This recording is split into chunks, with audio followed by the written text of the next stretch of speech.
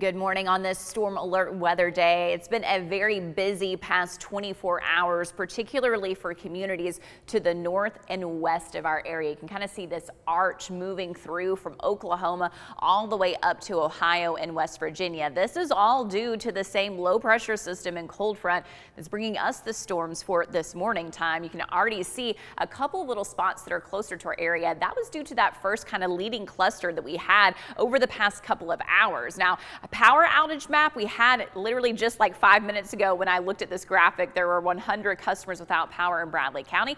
Power must be restored there now because not showing up on the map. So that's some good news. We'll keep an eye on this map as those storms roll in this morning time. But we had that initial cluster that came through.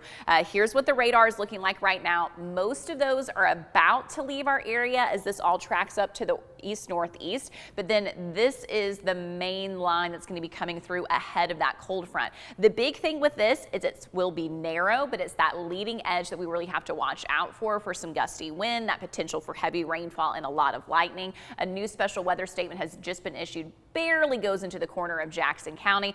More on that as we go over the next hour or so, but I do want to zoom into the spots that are getting some active rainfall right now. And again, you can see that heavier rain that's lifting from the southwest to the northeast. Much of Van Buren County, you're covered up at this time. Northern portions of Bledsoe through Ray, Meigs, McMinn, Monroe counties, and also getting some of those downpours over into Cherokee County. A lot of that rest of the area, it's quiet and it's going to be a slow progression as this whole system pushes eastward ahead of this cold front. So again, the severe risk will be along this leading edge. What's behind it will generally be regular rain, but certainly can lead to some sloppy conditions on the roads this morning time. When we talk about the severe outlook, it's really in place for us now until about 10 a.m. Now I'm going to show you two different maps on here because 8 a.m. is kind of the cutoff time where those maps change. So as I zoom into our local area, through 8 a.m. you can see our western communities. So Cleveland, Dalton, and westward are highlighted.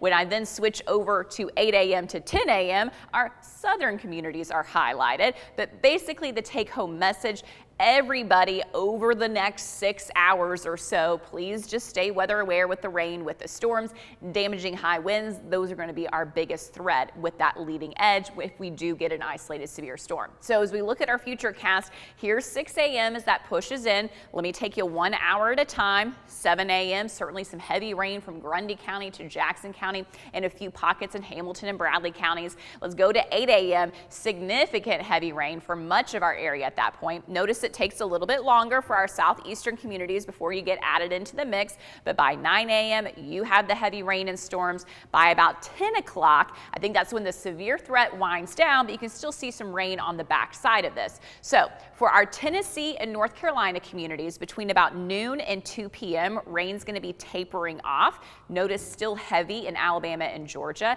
And then between about 3 and 4 p.m., that rain is going to taper off even in Alabama and Georgia. What we're left with in this evening time will just be a couple of little spotty showers. You still have the clouds, but certainly not the widespread rain. So this morning through midday, that's really the time of greatest concern. And again, we have that isolated severe threat from 5 a.m. to 10 a.m. That's why today's a storm alert weather day. 70 degrees for your high, but spending much of the day in the 60s. Tomorrow, better weather. You get partly sunny skies, a nice mix of blue sky and sunshine, 71 for the high.